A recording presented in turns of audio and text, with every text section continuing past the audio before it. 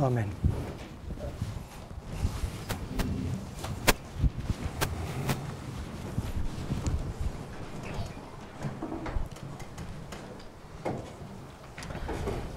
So I'm going to change subjects today. O să schimbăm subiectul astăzi. We'll go back to parable teaching next time. O să ne întoarcem la învățături prin parabole data viitoare. Good idea. But today we're going to look at the events of 2012 to 2014. Dar astăzi o să ne uităm la evenimentele care au avut loc între 2012 și 2014. And actually we'll take them to the present day. Și practic o să le aducem chiar până la ziua de astăzi. It's been said that we need to relook at that history. Ne-a fost spus că trebuie să ne uităm din nou la acea istorie. I agree with that. Și sunt de acord cu asta. It's clear we made a mistake. Este destul de clar că am făcut o greșeală. We rejected the prediction of 2012. Am respins predicția din 2012. And as Christians, it's better not to try to sweep it under the carpet, so to speak. Și ca și creștini nu ar trebui să trecem mai departe sau să bagi sub covor.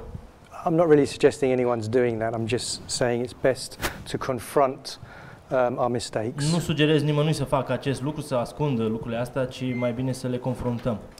So if we confront them head on, we should go back, look at what we did. Și dacă ne întoarcem înapoi să vedem ceea ce am făcut and see that if we had a prediction today, și să vedem că dacă avem o predicție astăzi, would we make the same mistakes? să nu facem aceleași greșeli, even in a different manner, chiar dacă este într-un alt fel. but have the same mindset towards the prediction. Dar dacă avem aceeași mentalitate pe care putem să nu vedem predicția. There's various different ways of rejecting a message. Sunt diferite feluri de a respinge mesajul. So I was asked to run through it. Și mi s-a cerut să trec prin aceste lucruri. And I thought I could do it for everybody. Și m-am gândit că pot să o fac pentru toată lumea. Because we all need to look at these things. Pentru că toți trebuie să știm aceste lucruri. Okay, so the series of events started in March of 2012. Seria de evenimente care a început în martie 2012. Then it was Brother Parminder. Acolo era fratele Parminder, who was giving a study in London. Care făcea un studiu în Londra. It was just in somebody's house. Era în casa cuiva. And it was being Skyped. Și a fost transmis pe Skype. And he was teaching the 126 ending in 1989. Și învăța despre 126 care se termina în 1988. 1989, scuzați. And it's just from memory, but he mentioned that there were two 2520s. Și din memorie vă spun acum, el spunea ceva de genul că sunt două 2520. And then drew the contrast that there's only one 126. Și a făcut prin contrast că există doar unul 126. So the obvious direction of thought then would be, is there another 126? Și automat prin gândirea logică trebuie să mai fie încă un 126. So then that study ended. A couple of weeks went by. Acest studiu s-a terminat după câteva săptămâni. I think that was on the 9th of March in 2012. Și cred că s-a fost pe 9 martie 2012. And then by the end of March, și pe la sfârșitul lui martie, Brother Parminder held a study in his house. Fratele Parminder a avut un studiu care l-a ținut în casă la el. And basically laid out what you already know. Și practic a desenat sau a pus ceea ce deja voi știți. There was only a few people there. Erau doar câțiva oameni acolo. The only thing about that study, singurul lucru despre acel studiu, which is any different to what you already know, care is any different? Yeah, the only unique thing about that study, slightly unique. Singurul lucru diferit față de acel studiu. You know, so he went through mini tekel parsin. Deja știți că el a luat acest număr prin mene tekelul parsin. And 126, 2520, all the things that we now know. 126, 2520, toate lucrurile pe care deja le știm. But one thing he said, dar un lucru el a spus, is 3.5 years is stamped all over this. Că perioada de 3 ani jumate este ștanțat peste toate aceste lucruri. And so we started to investigate that there and then. Și atunci am început să investigăm lucrul acesta atunci și acolo. And we noticed that 3.5 years before that time, 3.5 years before March 2012, Și am văzut că cu 3 ani jumate înainte de 9 martie 2012, was, I'll say, the second biggest stock market crash in history. putem spune că a fost a doua cădere economică mondială. If you look into it, it's actually fascinating. Acest lucru l-a fascinat pe... There's a video of President Bush explaining how the entire world would have melted down within 24 hours. Este un video, o prezentare a lui George Bush în care spune că în 24 de ore toată economia lumii se va topi. If that's an exaggeration, then that's his exaggeration, not mine. Dacă este vreo exagerare, este exagerarea lui Bush și nu a lui sau a noastră.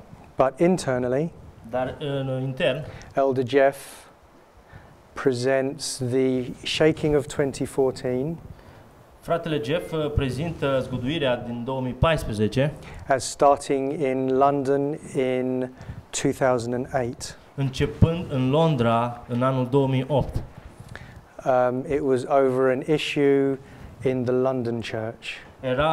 Acest subiect era vorba despre o problemă care a început în biserica din Londra. And then things just sort of got a bit worse and a bit worse until 2014. Și lucrurile au devenit din ce în ce mai rău până în 2014. So that's why we were wondering if 3.5 years before March 2012 might be significant. De aceea ne-am întrebat dacă 3 ani jumate înainte de martie 2012 poate fi un lucru important. And then we noticed 3.5 years before that, Brother Dwayne discovered the 2520. Iar 3 ani jumate după 2012, fratele Dwayne a descoperit 2520. And that was in March 2005.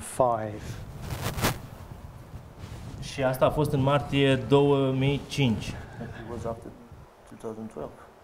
No, Brother Dwayne discovered the 2520 in March 2005. Fratele Dwayne a descoperit acest 2520 în martie 2005. Or it was first publicly preached then, or something like that. Sau cel puțin a fost prima oară când a fost predicat acest lucru. And then 3.5 years before that we have 9/11. Și 3 ani jumate înainte de 2005 avem 11 septembrie 2001. So we started wondering what would happen in 3.5 years from then. Și atunci am început să ne întrebăm ce s-a întâmplat cu 3 ani jumate înapoi de atunci. We also started to think of, these are actually 7-year periods split in half. De fapt, aceasta este o perioadă de 7 ani care a fost împărțită în două. So on that evening we discussed 63 to 70 AD. Și în acea noapte am vorbit sau am studiat despre anul 63 până în anul 70 după Hristos. And in the great controversy, how it tells of a man who walked the streets of Jerusalem saying, "Woe, woe, woe, woe." Și în tragedia veacurilor Ellen ne spune despre un om care umbla pe străzile Ierusalimului, care striga vai, vai, vai. Woe from the four winds, I think. Război din cele 4 colțuri ale lumii. Vai din cele 4 colțuri. And that 3.5 years later, și după 3 ani jumate mai târziu, was the siege. A fost asediul. And 3.5 years later was the destruction. Și 3 ani jumate după aceea Ierusalimul a fost distrus. And then it was noted that the siege and destruction happened on feast days. Și am observat că asediul și distrugerea a fost în festivals, Passover. În zile de sărbătoare. So it was exactly 3.5 years. Deci erau exact 3 ani și jumătate. Then we looked at the week of Christ. Și bineînțeles, după aia ne-am uitat la săptămâna lui Hristos. And noted that if Jesus was crucified on Passover, și am observat că Isus a fost răstignit de Paște, then 3.5 years earlier, așadar 3 ani jumate înainte, mai devreme, he would have been baptized on tabernacles.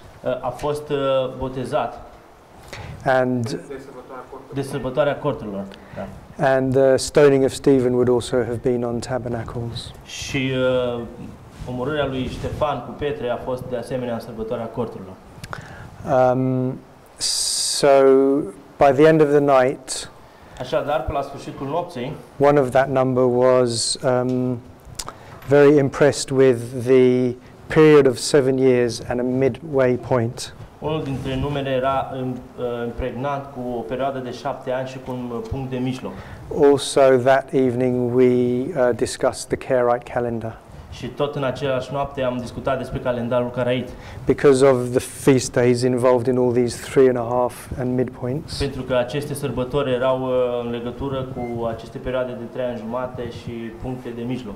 We looked at the Karaite calendar. Ne-am uitat la calendarul Karaite. And there was a former feast keeper there. Și era o zi de sărbătoare care era ținută acolo. Who had already tried to get to grips with the Karaite calendar. Care încercam să înțelegem ce are de a face cu calendarul Karaite. Okay. Let's delete that. Okay, so we closed up the evening. Am terminat acea seară. And one of that number și unul dintre numere went home and prayed very earnestly, is this true? Ne-am dus acasă și ne-am rugat foarte adânc dacă este adevărat. My only purpose for telling you this bit scopul pe care vă spun acest lucru is that the purpose of this study este că scopul acestui studiu is to see if there was enough information to accept it at the time. Era să vedem dacă sunt destule informații ca să putem să le acceptăm în acel timp. In other words, if you were there then, would you have accepted it or rejected it based on the evidence? În alte cuvinte, dacă voi erați atunci acolo, acceptați sau respingeți pe baza dovezilor care erau găsite. And what I don't want to do și ceea ce nu vreau să fac is just give you loads of information and facts să vă dau o grămadă de informații și fapte and scripture texts, etc. sau texte din Scriptură and ignore William Miller's last rule, și să ignorăm ultima regulă a lui William Miller, which is that the Holy Spirit has something to do with whether you believe, reject or accept it as well. Care practic Duhul Sfânt are de a face cu tine dacă accepti sau respingi mesajul. And I'd say prayer is the number one way of receiving that benefit. Iar pot să spun că rugăciunea este principalul lucru de a primi Duhul Sfânt. So, for those that accepted or rejected it, I would say prayer is an important piece of information for this record. Și pentru cei care acceptă sau respinge, cred că rugăciunea este lucru principal de a-l face. Okay, so someone prayed. Deci cineva s-a rugat. Is this true? Dacă este adevărat. And immediately received the text. Și imediat a primit un text. Psalm 11:9. Psalmul 11:9. Verse 126. Versetul Psalmul 119, versetul 126. It's the only verse 126 in the Bible. Este singurul verset din Biblie numărat 126. And either it refers to the Sunday law, și se referă la legea duminicală, or Ellen White does make application to the Sunday law. Or Ellen White face aplicație către legea duminicală. For they have made void thy law. Pentru că ei au făcut fără efect legea. You can read it. Psalmul 119:126. Este timpul să lucrezi, Doamne, pentru că ei au făcut legea ta fără efect. It's time for thee to work, O Lord, for they have made void thy law. Da. Is that right? Okay. Now the chapter number is interesting to us as well. Acum numărul capitolului este destul de interesant. 119. At the time the thought was it's just 9/11 backwards. În timpul când ne-am uitat, pur și simplu era un 11 septembrie invers. So also just for the record. Și tot pentru înregistrare, pentru public. There was so there was somebody there. Era cineva acolo who unexpectedly went onto Facebook. Care fără să-și dea seama sau deodată a intrat pe Facebook and began to tell people, we've predicted the Sunday law, it's in 2014.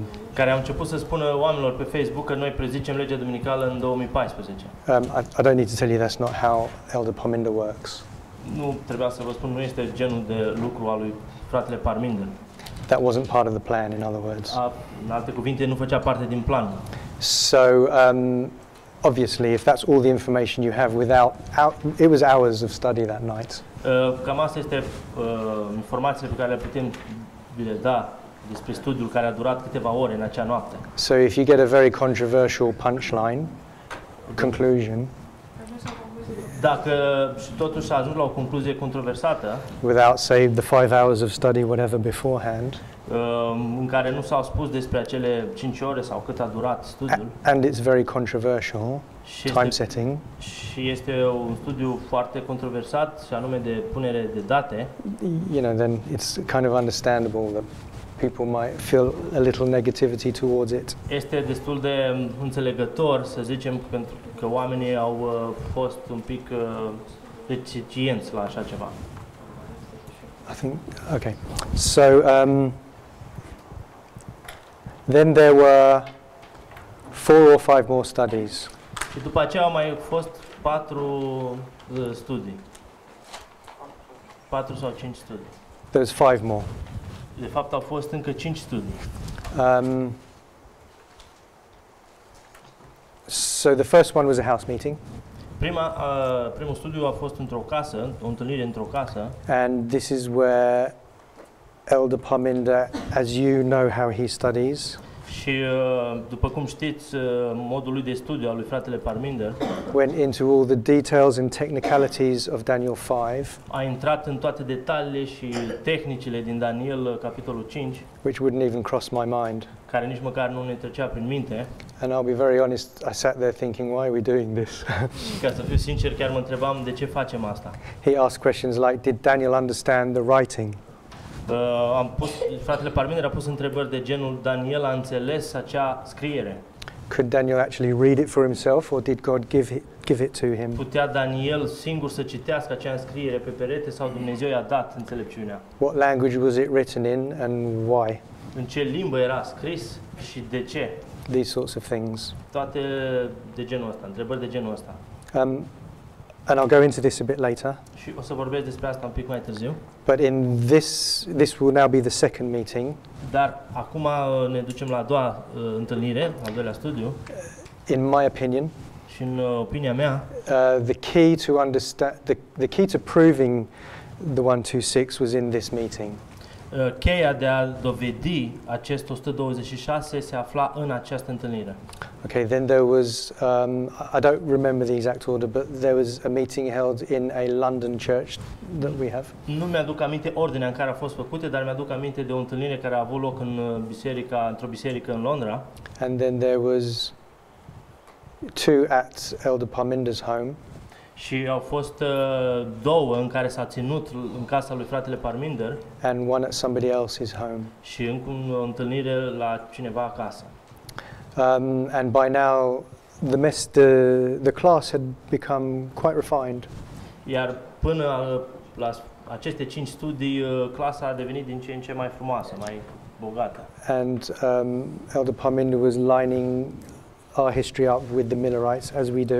Și fratele Parminder a făcut linia istoriei milerite, and facem și noi. And placing the midnight cry and so forth. Plasând sau alinia istoria milerită cu a noastră, plasând strigătul de la mezul nopții. During this time, în timpul acestui studiu, Elder Jeff and Brother Parminder were speaking. Fratele Jeff și fratele Parminder se vorbeau. And to the best of my memory, și din ce mi-aduc eu aminte, could be wrong, pot să mă înșel, but Jeff wasn't particularly against it. Jeff nu era chiar împotriva acestui lucru. He said he could have even added to it. El chiar a spus că ar putea să se alăture acestui, să creadă, să adauge unele lucruri la aceste studii. So he could have added, more evidence that it's true, in other words, positive. Practic, Jeff putea să spună că poate să adauge mai multe informații la aceste studii. He did disagree with 1 or 2 points. Într-adevăr, a fost în dezacord cu 1 sau 2 puncte. I can't even say he was completely wrong on that. Dar nu pot să spun că era greșit total. But from what I understand, from reliable records, he was okay with it. Dar din ceea ce știu eu, fratele Jeff era destul de în regulă cu aceste studii ale Parminder. Okay. So back to the last house meeting. Dacă ne întoarcem la ultima întâlnire, Elder Parminder said, fratele Parminder a spus, "Behold, the Sunday law cometh." Iată, vine legea duminicală. And I thought, this must be the midnight cry. Și eu am crezut, ăsta trebuie să fie strigătul de la miezul nopții. So I understood it to be the midnight cry message. În acel timp eu am crezut că este mesajul strigătul de la miezul nopții. And in that meeting he again said, 3.5 is something to do with this. Și în acea întâlnire el a spus că perioada de 3 ani jumate are de-a face cu acest lucru. And then the next thing that happened Următorul lucru care s-a întâmplat is that Elder Jeff was giving a presentation as usual. Este că fratele Jeff a dat o prezentare ca de obicei. And he said there's fanaticism coming out of Wales. Și a spus că există ceva fanatism care iese din țara Galilor. I don't remember the rest of his words verbatim. Nu mi-aduc exact aminte toate cuvintele care le-am mai spus. But he went on to explain that there's times that the brethren in Wales are time setting. Dar a explicat despre ce este vorba în țara Galilor, despre frații care încep să pună date, etc. etc. So then I received the call to take the videos down. Am primit un telefon în care mi-a spus să scot toate prezentările de pe internet. They were uploaded in a private manner, by the way. Oricum erau puse pe un mod privat, nu puteau le vedea toată lumea. But in those days, I didn't really understand videos and YouTube and things like that very well. Dar în acele zile nu înțelegeam eu prea bine cum funcționează YouTube sau ce. Basically, I made them unlisted instead of private, if you know what that means. Practic nelistate. Anonymous? Practic le-am făcut nelistate în loc de private. And so it meant that if people all forwarded the link to each other, these videos could spread fast. Dacă persoanele își trimiteau link-urile unele la celelalte, practic ei puteau să vadă aceste videouri. So I deleted them. Așa că le-am șters. Without any backup. Sorry. Le-am șters fără nicio copie. We were a very small group in Wales. A fost o grupă foarte mică în țara Galilor. This is now me defending self. Acum eu mă apăr singur. I never backed anything up. Nu am păstrat nimic. Just uploaded it to YouTube. I would upload Parminder studies to YouTube. Am încărcat videourile lui Parminder pe YouTube. And then wipe the disk and reuse it. And am șters discul și l-am refolosit. So that's my fault. Aceasta este vina mea. Okay. I think I missed something back here. No. Okay, so I don't know what happened with Elder Jeff in between his relative acceptance. Nu știu ce s-a întâmplat cu fratele Jeff atunci la prima acceptare. And then just to going. La aparența acceptare. And then to just going straight to public condemnation. Și ca după aceea să ajungă să facă public această acuzație. I tend to think if Elder Parminder and Jeff had continued the dialogue. Încerc să mă gândesc că fratele Parminder și Jeff au avut în continuu dialog între ei. If Jeff had spoken to Parminder a bit longer, it would have ended up slightly differently. They didn't talk anymore. I don't know. No. But okay, so if they was, I'm going to say my opinion is if they'd have talked a bit longer, it may have ended up different. Deci, în opinia lui, dacă fratele Parminder ar fi continuat să vorbească cu fratele Jeff, poate rezultatul era un pic diferit. I'll just say from the surprise that came out of Wales, I was thinking we didn't expect it. Dar opinia lui este faptul că a fost o surpriză la ceea ce a declarat fratele Jeff. You know when you're a little boy and the teacher shouts at you? Știi că atunci când ești un copil mic și profesorul țipă la tine, you get a pain in your stomach and your mouth goes dry. Ți se usucă gura și ai dureri de burtă. Okay, that's how I felt when I heard there's fanaticism coming out of Wales. Așa m-am simțit eu când fratele Jeff a spus că începe să se ridice un fanatism din țara Galilor. Okay, so Parminder was silenced. După aceasta, Parminder a fost tăcut. This is just my take on things again. Acesta este partea mea care o spun acum. I have thought about this, M-am gândit asupra acestor lucruri and Parminder could have said, no, this is truth. și Parminder ar fi putut să spună nu, acesta este adevărul. I'm going to stand up and, preach it from the O rooftops. să mă ridic și am să predic de pe acoperișuri, am să strig de pe acoperișuri. Or he could have done what he did and just acquiesced. Sau a putut să facă ceea ce a și făcut, s-a calmat, a tăcut. And if you understand the shaking that's been going on since, I'll say 2014, Și dacă înțelegeți zguduirea pe care a avut loc începând din 2014, it may look like it's over Joel 2, Joel 2, puteți să spuneți că a avut această zguduire loc. Pare că este despre Ioel 2. Joel 2, the towers of Zephaniah. În legătură cu turnurile din Zefania, Public evangelism, evangelizare publică, the nature of man, etc. natura umană, etc. But I think we've always preached it's a test of true leadership, really. Dar cred că noi, practic, era un test despre adevărata conducere, adevărații lideri. These doctrines are probably just vehicles to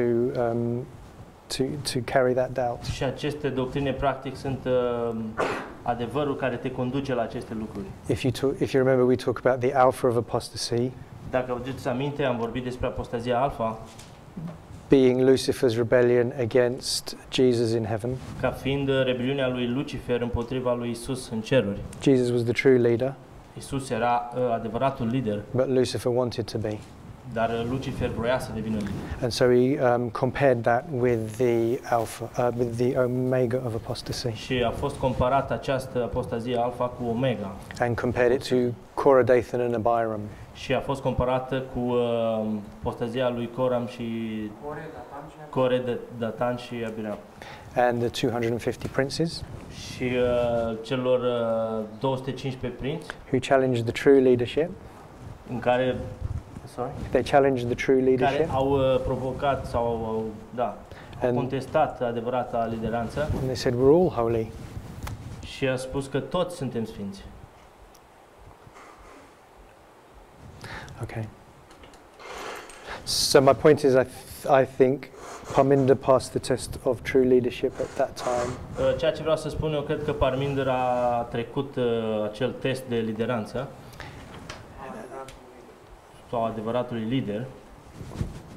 Okay. So basically everything went quiet. Practic totul a decurs liniștit sau a devenit totul tăcut. Yeah.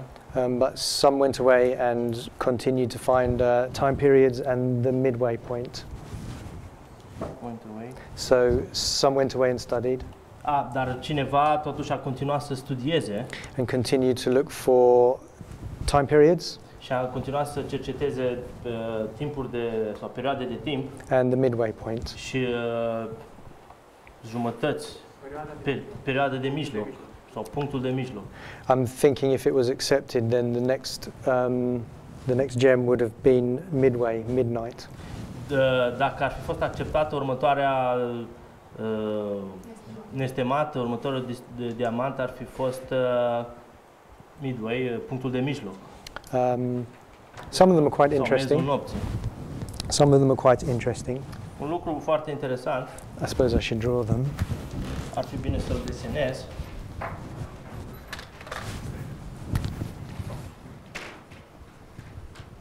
You have 1844 to 2014, Avem 1844 până în 2014 and the midpoint's 1929. și jumătate de drum între aceste puncte este 1929.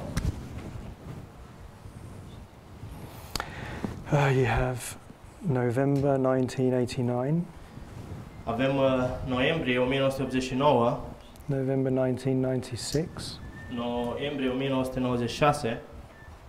November 1996 is when Time of the End magazine was finished. 1996 este timpul când revista Timpul Sfârșitului a apărut. Elder Jeff wrote 12 separate articles Fratele Jeff a scris 12 articole separate. The last one was finished in November 1996. Iar ultimul articol a fost terminat în noiembrie 1996. And then they were compiled into Time of the End magazine. Și după aceea au fost adunate într-o revistă intitulată Timpul Sfârșitului. And here, I think it's February or April, or it extends across, I guess that would be March of, is it 1993? 1992. 89, 90, 91, 92, 93. So you have February, March 1993 as the midpoint. Avem februarie sau martie 1993 ca punctul de mijloc. And this is where Al-Qaeda first tried to bring down both of the twin Și towers. este momentul în care Al-Qaeda vroia să distrugă turnurile gemene. Ramzi Youssef worked for Al-Qaeda. Ramzi Youssef, same. Joseph. Joseph Ramsey lucra pentru Al-Qaeda.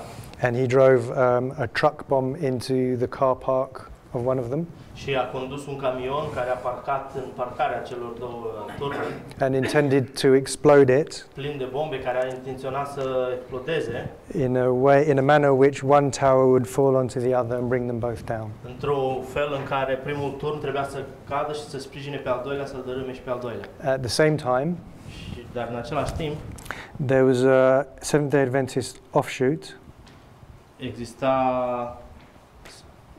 a Seventh-day Adventist offshoot, someone that's broken away, a group o that's mișcare broken away, independentă. În același timp, în Biserica Adventistă de ziua 7 exista o mișcare independentă that were being persecuted in Waco, Texas. care era persecutată în Texas, Waco. And that's already been discussed in School of the Prophets. Dar acest lucru a fost deja discutat în școala profeților. Then, so this 3.5 year period, Această perioadă de 3 ani jumate, so you had 9/11, avem 11 septembrie 2001, that's September of 2001, yes. and then you had March 2005, that was the 2520. Avem septembrie 2001 până în martie 2005, aceasta este prima perioadă de 2520. September 2008, Avem septembrie 2008, that's when the shaking started over an issue in London. unde a început zguduirea asupra acelui lucru din Londra. March 2012, Avem martie 2012, that's the prediction. unde are loc predicția. So some of us started looking to September 2015, Unii dintre noi au început să se uite la septembrie 2015, wondering what might happen, and wondering what might happen. Întrebând doar ce se va întâmpla. And then the understanding so far in this movement is that the temple in heaven was opened. Și înțelegerea în această mișcare este că templul a fost deschis. And regardless of that, there are some external waymarks. Și în legătură cu acesta ne gândeam dacă vor avea loc și niște mărci exterioare, niște pietre de hotare exterioare. I think Putin entered the Syrian war militarily. Și cred că a fost momentul în care Putin a intrat în Siria în mod militar. I always think it's interesting that the Pope addressed Congress then as well. Și cred interesant faptul că și Papa s-a adresat Congresului în acel an. I don't know if that means anything. Dar nu știu dacă are vreo importanță. Oh, so of course, my point is, at least when the temple in heaven was opened, that impressed some people greatly. Atunci când templul din cer a fost deschis, a avut o influență asupra oamenilor. And they thought that this must be a correct pattern. Și au crezut că acest trebuie să fie un model corect. And so then they expected something in March 2019. Și din cauza aceasta ei aștepta să se întâmple ceva în martie 2019. To do with, say, 2520, the shaking, the 126 prediction. Uitându-se în urmă la 2520, zguduirea, predicția din 2012. Okay, and we studied other such things during this time of quiet. Am studiat multe lucruri în perioada asta de tăcere. Discovered things like between Nebuchadnezzar's 7 years of madness. Precum ar fi unul ca acel nebunia lui Nebucanețar de 7 ani, and Belshazzar's feast. petrecerea lui Belșațar. To the best of our calculations was 25 years. Prin calculele noastre cele mai bune am gândit că au fost 25 de ani. And of course there's 25 years between 1989 and 2014. Și bineînțeles avem o perioadă de 25 de ani din 1989-2014. And by the way, as we're looking at all these things, we don't have a clue what it means. Uitându-ne la aceste lucruri, nu aveam nicio idee ceea ce înseamnă. Okay, so that was the aftermath of that rejection. Cam aceste lucruri s-au întâmplat după acea respingere. Something else I think is interesting. Un alt lucru foarte interesant. The movement so the General Conference began to disfellowship people from this movement. Conferința generală a început să dea afară membri din biserică care făceau parte din această mișcare. I think it was also March, April 2012 when it started. Cred că tot din martie 2012 a început conferința generală să dea afară oameni. So the conference was okay, so first of all it was mainly over the 2520. În primul rând a fost asupra acestui subiect 2520. So the conference at this time started to openly reject the 2520 with disfellowship. Și conferința generală practic din acest lucru de 2520 a început să dea afară oameni din biserică asupra acestui motiv. I always find it interesting how they say prophecy is not important, don't worry about it. Mereu am găsit un lucru destul de interesant când ei spuneau că profeția nu este un lucru important, nu vă îngrijorați. If you believe this and you believe that, we can still all just go to this fellowship together. Dacă crezi aceasta sau cealaltă, tot putem fi o frățietate. And then they say, but if you believe the 2520, you have to be disfellowshipped. Dar dacă crezi 2520, trebuie să fii dat afară. Elder Jeff and people in the movement saw prophetic significance in this. Fratele Jeff și toate persoanele din mișcare au văzut o însemnătate profetică în acest lucru. And it was something to do with the geography, it was something to do with Newport. There's 2 Newports in America and these fellowships happened in Newport. Yeah, I can't remember. Și avea de-a face cu ceva geografic, având loc, fiind 2 porturi noi în... Newport, așa se numește orașul. Newport. Yeah. Ok. Care avea de-a face cu orașul Newport. But anyway, that was happening at the same time in early 2012. Se întâmpla atunci în perioada aia când era vorba despre 2520. Another one of these patterns that we looked at then Un alt lucru la care ne uitam atunci was Hiram Edson's 2520 was 1856. 2520 care l-a predicat Hiram Edson începea din 1856. And in 1863 both 2520s were rejected. Iar în 1863 amândouă 2520 de ani a fost respinse. So that's 7 years. Deci acest lucru este de 7 ani. So the Millerites had 7 years to accept the 7 times. Deci mileriții aveau 7 ani să accepte 7 timpuri, 7 vremi. And the 2520 was, we'll say, first preached in 2005. Iar 2520 a fost prima dată predicat în martie 2005. And by March of 2012, around about March, iar în martie 2012 sau în jurul lui martie, they had rejected it and started to disfellowship people over it. Ei au respins, adventiștii, conferința au respins 2520 și au început să dea afară oameni. So we also had they also had 7 years to accept the 7 times. Și bineînțeles și ei au avut ca și mileriții 7 ani ca să accepte aceste 7 vremi. So those are the sort of things we were studying. Cam acestea sunt primele gânduri sau vi le transmit ceea ce noi studiam. Another thing we did was go back and reconsider a start date for the 126. Un alt lucru pe care l-am făcut a fost să ne întoarcem înapoi și să vedem alte date care confirmă 126. Puncte de start pentru 126. And there wasn't really anything well, there wasn't really anything. Și practic nu am găsit nimic. I thought about 1915, Mă gândeam la 1950, when Ellen White died, 1915, când Ellen White a murit, just because that would be the end of the spirit of prophecy. doar pentru faptul că asta ar fi fost sfârșitul spiritului profetic. But I believe that since that the generation which sees the budding of the trees, Dar eu cred că generația care vede înmugurirea copacelor won't pass, won't die. nu va muri. And I think if you add 126 to 1915, Elder Jeff would be like in his 90s or something.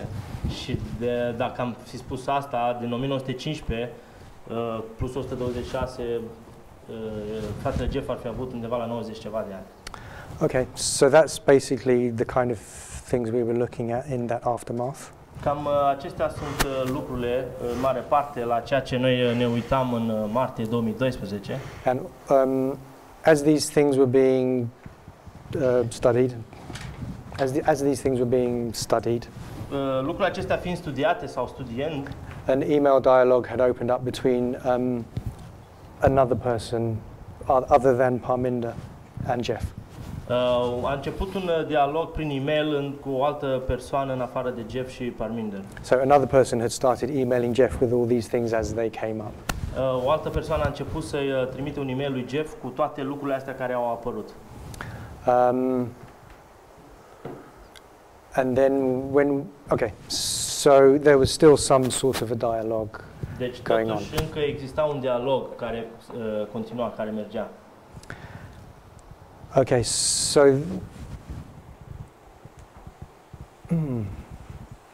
just thought of something. Okay, so I've just thought of something and I'll share it with you. O să m-am gândit ceva și am să împărtășesc cu voi. Right up until April 2013, Până în aprilie 2013, I was just listening to those 5 meetings just over and over again. ascultam pur și simplu acele 5 întâlniri din nou și din nou. I won't get into it here. Nu am să le introduc aici, nu am să mă ocup de asta aici, But the way I approach evidence dar modul în care abordez aceste evidențe, dovezi, is you have primary, secondary and tertiary evidence. este faptul că avem prima, a doua și a treia dovadă. Sau dovezi primare, secundare și terțiare. And I was still looking for what I would call the primary evidence for the 126 and 2014. Și încă mă uit la la dovezile principale și cele secundare despre 126. I don't know why, but I knew it would be in there in those meetings. Nu știu de ce, știam că vor fi acolo în acele întâlniri. And I still had audio recordings of all those meetings. Și încă aveam înregistrările audio ale acelor întâlniri. I don't have them anymore. Dar le am mai multe. Not the London meeting, I never had that. Dar nu din întâlnirea de la Londra, nu am avut acea înregistrare. Okay, so I just listened to them over and over again. Le-am ascultat din nou și din nou. And in April 2013, Și în aprilie 2013, it suddenly hit me something Elder Parminder said in the first house meeting. ceva care mi-a tras atenția, un lucru care fratele Parminder l-a spus în prima întâlnire. So a year's gone by now and I hadn't even noticed this thing that I'm gonna. Deci el a trecut peste aceste lucruri și el nici măcar nu și-a dat seama. And when I tell it to you, you're going to expect it to be just some hidden secret, really amazing. Și iar când vi le spun, probabil vă așteptați să fie un secret bine ascuns. But actually you're going to think, how could you not see that? It's just so obvious. Dar practic puteți să spuneți, dar cum de nu ați văzut asta? Era atât de evident.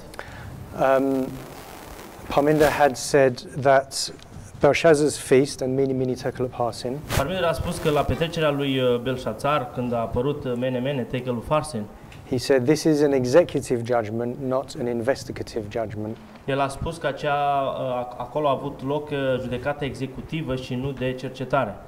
So after I'd probably listened to these tapes, these recordings for a year. Și am ascultat aceste înregistrări aproape un an de zile. It suddenly hit me that is the primary evidence that this is true. Și ceva mi-a atras atenția că practic asta face parte din dovezile primare, că acesta este adevărat. We started at the top of the hour, did we? Yes. Okay, so I'll just quickly explain this and then we'll have a part 2. Okay. O să explic asta rapid și o să avem și partea a doua. Okay, so Elder Jeff had already taught that Nebuchadnezzar could represent God's people. Fratele Jeff a spus că Nebucadnețar poate poporul lui Dumnezeu. And he had drawn the parallel that Nebuchadnezzar Și a desenat o paralelă în care Nebucadnețar had been scattered to live with literal beasts a fost alungat să trăiască cu animale în mod literal for 7 literal years. Pe o perioadă de 7 ani literale. And God's people had been scattered Iar poporul lui Dumnezeu a fost împrăștiat to live with the prophetic beasts să locuiască cu fiare profetice for 7 prophetic years, symbolic years. Într-o perioadă de 7 ani profetici. And we say that, actually Elder Jeff teaches that the Millerites had the 25-20. Fratele Jeff arată că 2520 în perioada mileriților, But we have the 126. dar noi avem 126. So in other words, our 25-20 is the 126. Sau în alte cuvinte, 2520 ale noastre este de fapt 126. And we say Și noi spunem that the 126 ends here. că 126 se termină aici. We say the 126 equals mini mini tekel upharsin. Spunem că 126 este egal cu mene mene tekel upharsin. An executive judgment on Belshazzar. Și are loc o judecată executivă asupra lui Belșațar. And so there should be an executive judgment on God's people here. Atunci ar trebui să aibă loc o judecată executivă a poporului Dumnezeu în perioada aceea. And there isn't. Dar nu este. Maybe you could put the executive judgment on God's people here. Poate putem să punem o judecată executivă a poporului Dumnezeu aici. Or maybe here. Sau aici, la legea duminicală sau la Daniel 12:1. Or you're free to argue anywhere around here. Dar sunteți liberi să puteți argumenta oriunde pe această linie. But it can't be at the very beginning of our line. Dar apare chiar la începutul liniei. We can't have an executive judgment before we've even received an increase of knowledge. Dar nu putem avea o judecată executivă la începutul liniei noastre fără să avem o creștere a cunoștinței. So it's fine to place the 126 here. Deci nu pot aplica perioada de 126 aici. But it means there has to be another one. Dar atunci trebuie să fie altă. Deși bine că am plasat 126 acolo, asta mai trebuie să mai fie un alt 126. Ok. Deși a plasat bine 126 aici, înseamnă că ar trebui să mai fie o altă perioadă de 126. So you can't be judged before you've even received an increase of knowledge. Deci nu poți fi judecat înainte de a primi creșterea cunoștinței. So the primary application of Daniel 5 Deci aplicația principală la Daniel 5 must be a second 126, trebuie să fie un al doilea 126. which ends wherever you want it to, but there has to be a second one. Și care poți să-l plasezi oriunde vrei, dar trebuie să fie al doilea 126. So let's leave it there for now, O să ne oprim aici deocamdată and we'll finish it next time. și o să terminăm în partea a doua. Let's pray. Să ne rugăm.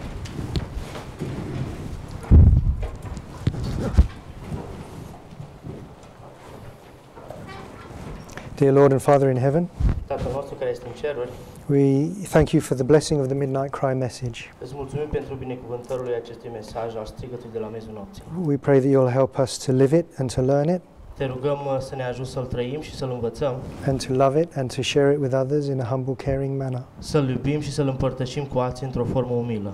Pray you will bless us with your Holy Spirit to do this. Te rog să ne binecuvântezi cu Duhul Tău cel Sfânt pentru a face acest lucru. And we thank you for all of your wonderful blessings, Îți mulțumim pentru toate minunatele Tale binecuvântări, none of which we deserve. pe care niciuna dintre ele noi nu le merităm. In Jesus' name, amen. În numele lui Isus, amin.